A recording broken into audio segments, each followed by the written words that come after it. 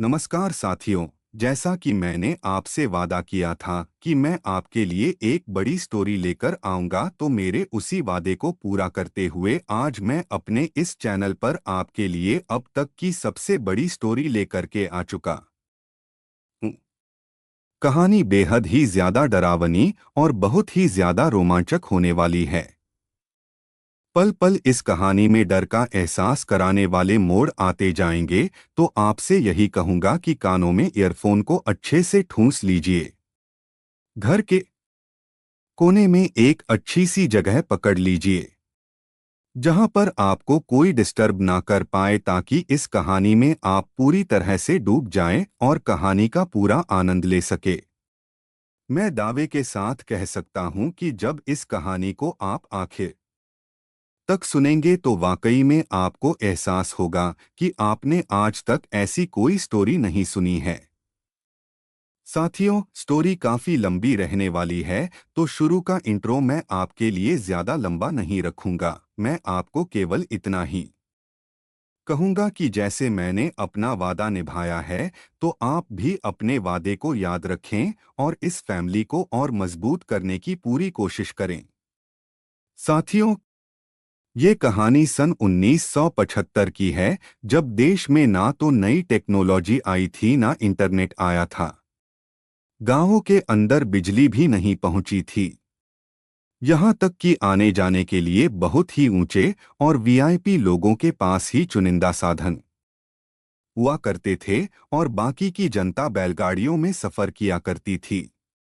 कहानी एक ऐसे वंश की है जिसको एक ब्राह्मण के द्वारा बहुत ही भयानक श्राप दिया गया था, और उसी घटना को हम आज आपके सामने एक स्टोरी के रूप में शेयर कर रहे हैं। और ये स्टोरी हमारे साथ शेयर की है हिमांशु अवस्थी ने। तो सबसे पहले तो मैं हिमांशु अवस्थी जी का बहुत बहुत धन्यवाद कहना चाहूंगा, जिन्होंने इस घटना को एक स्टोरी के रूप में तैयार किया और हमारे साथ शेयर किया। साथियों, मैं आपको हिमांशु अवस्थी के बारे में बता दूं कि ये काफी अच्छा लिखते हैं। नॉइस। तो आप डिस्क्रिप्शन में जाकर इनकी लिखी हुई कहानियों देख सकते हैं। चलिए कहानी पर वापस आते हैं। कहानी है सन 1975 की। मंडला जिले के प्रसिद्ध कृषक मालगुजार सेठ स्वर्गीय रामनारायण के श्रापित वंश की श्राप के अनुसार उनकी यानी रामनारायण गुप्ता की यह आखिरी पीढ़ी है। बालू और उसकी छोटी बहन आरती के बाद इस पीढ़ी का कोई वंशज नहीं बचेगा और पीछे छूट जाएगी यह अपार दौलत धन संपदा, जिसका मूल प्राणों के आगे कुछ भी नहीं है। नगर की प्रसिद्ध गुड़ की मंडी, जहां सारे व्यापारी अपना माल बेचने आए हैं। अचानक से तांगा रुका और विशंभर सेठ नीचे उतरे। तांगे के पीछे 100 बैलगाड़ियों में लदा गुड़ रखा हुआ है। सफेद धोती कुर्ता पजामा, ऊंचे पूरे सफेद, घनी मूछे, हाथों में लाठी, चौड़ी छाती। विशंभर सेठ का रुतबा किसी से छिपा नहीं था। विशंभर सेठ को देखते ही उनका बड़ा बेटा जयदत्त दौड़ता हुआ आया और उनसे कहा, पिताजी, आपको आने में थोड़ी देरी हो गई। दूसरे व्यापारियों का माल तौला जा रहा है। ये सुनते ही विशंभर सेठ की ठियोरियां चढ़ गई। आंखें फाड़ते हुए अपने बेटे जयदत्त से उन्होंने कहा, ये मंडी इतनी बड़ी नहीं हो गई कि विशंभर सेठ को इंतजार करना होगा।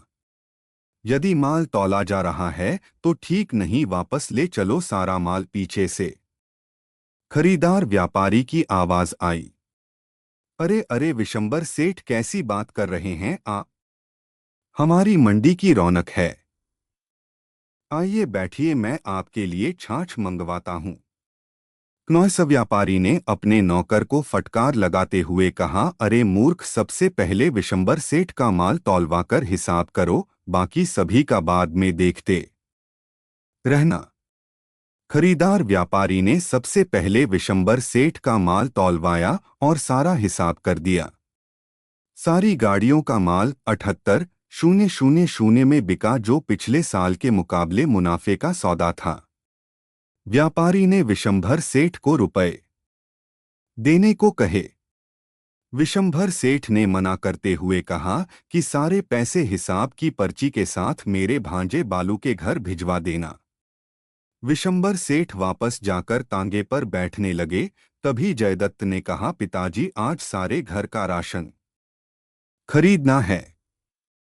80 रुपयों की आवश्यकता थी। विशंभर सेठ ने कहा, अभी बालू से मैं हिसाब कर लेता हूं, कल आकर पैसे ले जाना। जयदत्त क्रोध में आ गया और बोला, पिताजी हद करते हैं। आप पहले उस बालू की वजह से मुझे घर से बाहर निकाल दिया और अब चावल गेहूं के लिए भी तरसा रहे हैं। खुद तो नौकरों की तरह रखता है आपको और आप उसके इशारों पर नाचने वाले हो। जयदत्त की बातें सुनकर विशंभर सेठ तांगे से उतरे और गालों पर जोरदार तमाचा जड़ते हुए कहा, ये सब दौलत बालू के पूर्वजों की है और उसके पिता ने मरते हुए बालू और आरती की जिम्मेदारी मुझे सौंपी है। मैं मरना पसंद करूंगा, लेकिन बालू की जानकारी के बिना एक फूटी कौड़ी किसी को डोट नहीं दे सकता हूं। क्रोध से भरे विशंभरनाथ ने अपने पुत्र से कहा, नॉइस, और तांगे में बैठकर वापस चले गए। तभी व्यापारी जयदत्त के पास आया और अपनी थैली से 345 रुपए 25 निकालते हुए कहा, जयदत्त भैया, ये रहा आपका कमीशन, पूरे 900 रुपए बचाए हैं हमारे आपने इस बार। लेकिन एक बात बताइए, जब आपका कमीशन तय था तो विशंभर सेठ के सामने क्यों हाथ फैला रहे थे? जयदत्त ने कहा, आप जानते नहीं सेठ जी, मेरा बाप उस बालू का पालतू कुत्ता है। बालू के कहने पर किसी को भी काट सकता है। दिन भर उसके पीछे धूम हिलाता रहता है। उसे शक ना हो इसलिए पैसे मांग रहा था। जयदत्त अपने पिता से बहुत नफरत करता है और उससे ज्यादा नफरत करता है अपने बुआ के बेटे बालू से। विशंभर सेठ बालू और आरती की परवरिश में इतना खो गए कि उन्हें अपने परिवार का ध्यान नहीं रहा। विशंभर सेठ के 2 बेटे और एक बेटी है। बड़ा बेटा जयदत्त शराबी है, जिसकी वजह से सेठ जी ने उसे और उसकी पत्नी को घर से बाहर निकाल दिया। दूसरा बेटा वकील अमरदत्त वकील है और बेटी की शादी हो चुकी है। विशंभर सेठ तांगे से बालू के घर पहुंचे। बालू अपनी कोठी की गौशाला में गाया को चारा खिलाने में व्यस्त था।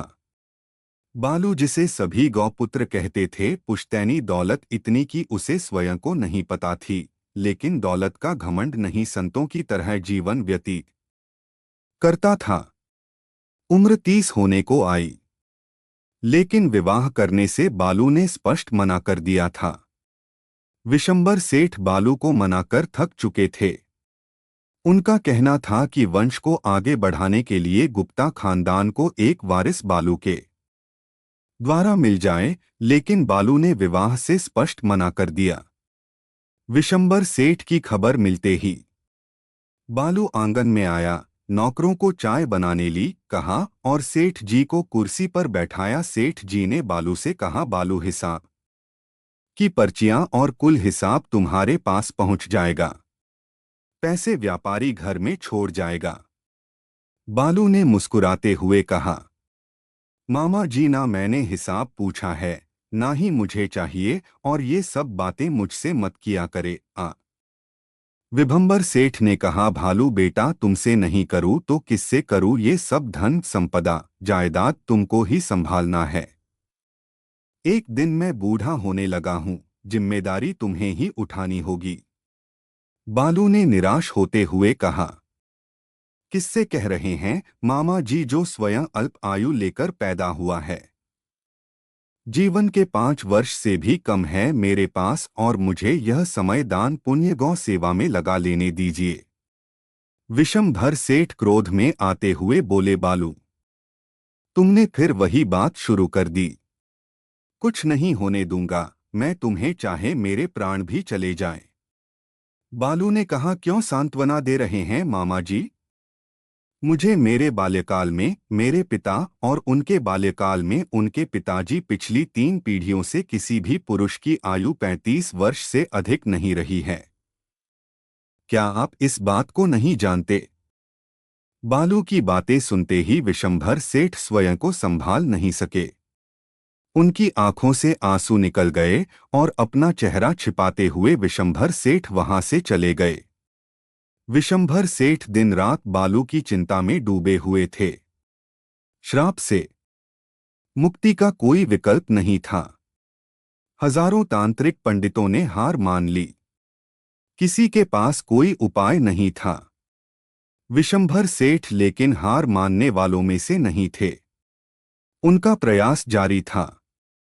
बालू ने अपनी छोटी बहन आरती को डोट जबलपुर पढ़ने भेज दिया था।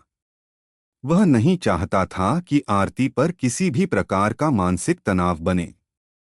बालू का मन यह मान चुका था कि उसकी मृत्यु तय है। उसे अपनी चिंता नहीं थी।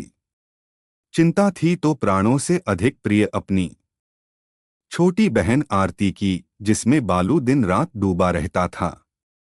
शाम का वक्त हो चला था। बालू लालटेन के उजाले में आंगन में कुर्सी पर घंटों से बैठा था। तभी विशंभर सेठ ने आवाज दी और बालू के समीप आकर बैठ गए। विशंभर सेठ ने बालू से कहा, बालू एक अच्छी खबर लेकर आया हूं, खुशी से तुम झूम उठोगे। बालू ने पूछा, बताइए मामा जी, क्या समाचार है? सेठ जी ने कहा, आरती के लिए रिश्ता लेकर आया हूं। ये सुनते ही बालू के अंदर निराशा छा गई, क्योंकि बालू के वंश में लड़कियों का विवाह अभिशाप बन चुका था। बालू की बुआ का विवाह उसके पिताजी के हठ की वजह से हुआ था, लेकिन विवाह के 2 वर्ष के पश्चात ही बुआ विधवा हो गई। बुआ के पति की मृत्यु एक पागल बनकर हुई। वह हादसा बालू नहीं भूला था। बालू ने कहा, मामा जी, मेरे खानदान की कहानी आपसे छिपी नहीं है।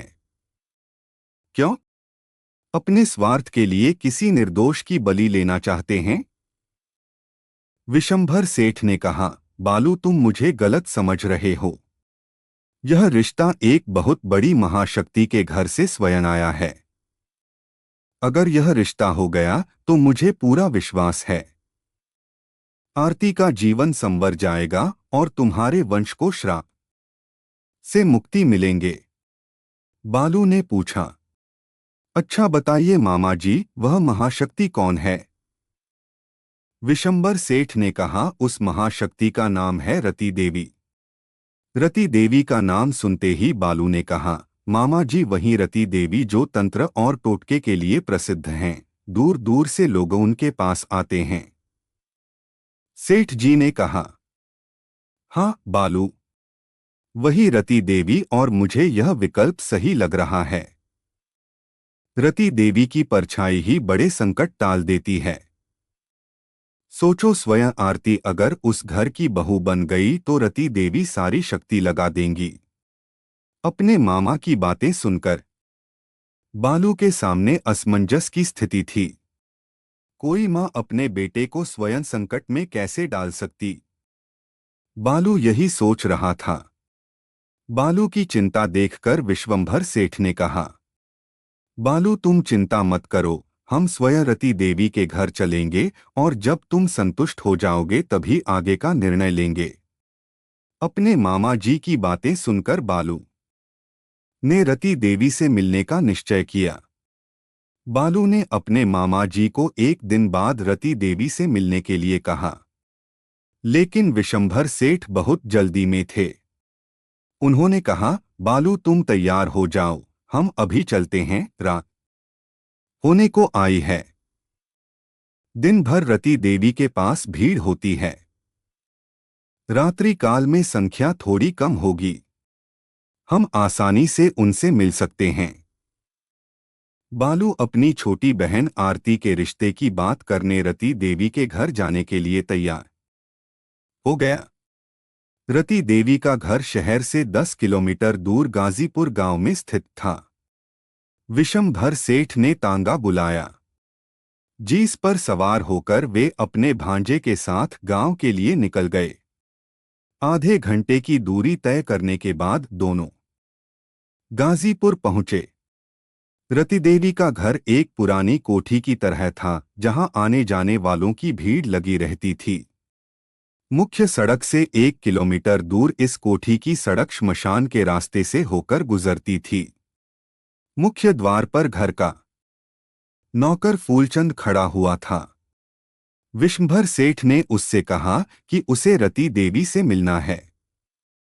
फूलचंद से साफ इनकार करते हुए कहा कि आज भक्तों की भीड़ बहुत अधिक है, आप लोग कल आकर माता से मिल सकते हैं। दिखने में फूलचंद का रंग एकदम काला था। शरीर से हष्ट पुष्ट तंदुरुस्त, अच्छी ऊंचाई, वो सफेद रंग की बनियान और धोती पहनकर रति देवी के घर पहरा दिया करता था।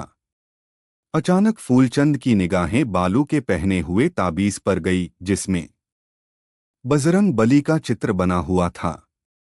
फटी आंखों से फूलचंद ने बालू की ओर देखकर कहा, तुम्हें इस कोठी के नियम नहीं पता है क्या?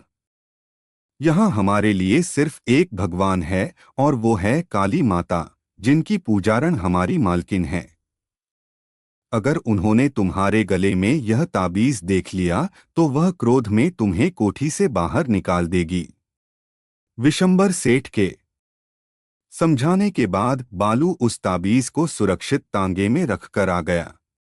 विशंबर सेठ ने फूलचंद से कहा कि हमें अंदर जाने दो, हम अपनी बिटिया के रिश्ते की बात रति देवी से करने आए हैं। ये सुनकर फूलचंद ने कहा, लोग यही ठहरिए, मैं घर में बात करके आता हूं। फूलचंद घर के अंदर गया और जब वह बाहर आया तो उसके साथ रति देवी का पूरा परिवार था। रति देवी के पति मनोहर लाल, पुत्र कृष्णा, दामाद वीरन और पुत्री पूर्णिमा। मनोहर लाल और विशंभर सेठ एक दूसरे से परिचित थे। अपने नौकर को डांटते हुए मनोहर लाल ने कहा, क्यों फूलचंद, तेरी इतनी हिम्मत कब से हो गई कि तू हमारे अतिथियों को घर आने से रोके? फूलचंद ने क्रोध में कहा, माता का आदेश था बिना पूछताछ किसी को अंदर नहीं घुसने दिया जाए, और इस घर में सबसे बड़ा माता का आदेश है। मनोहर लाल ने विशंभर सेठ से कहा, सेठ जी, इसकी बातों का बुरा मत मानिएगा, ये अपनी माता का सबसे बड़ा भक्त है। आइए अंदर बैठते हैं। बाला ने अपने मामा के साथ घर के अंदर प्रवेश किया और चारपाई पर जाकर बैठ गया। चारों तरफ बड़े दिए की रोशनी थी। पूर्णिमा चाय नाश्ते का प्रबंध करने रसोई घर चली गई और कृष्णा अपनी बहन की सहायता करने लगा।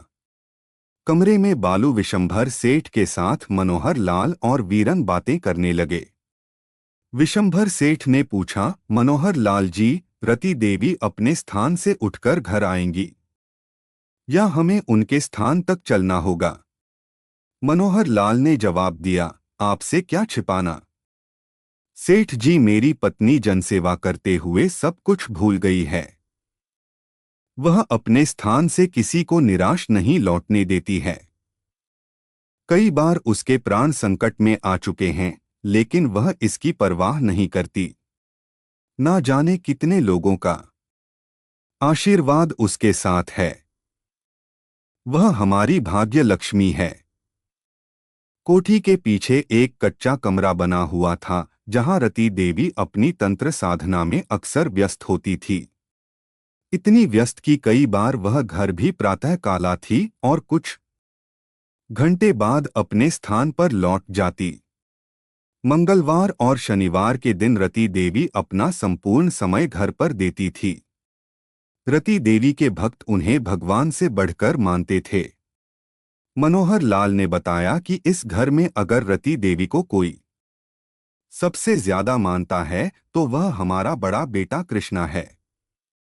अपनी मां के लिए कृष्णा एक शब्द नहीं सुन सकता। मां के एक आदेश पर कृष्णा अपनी जान भी दे सकता है।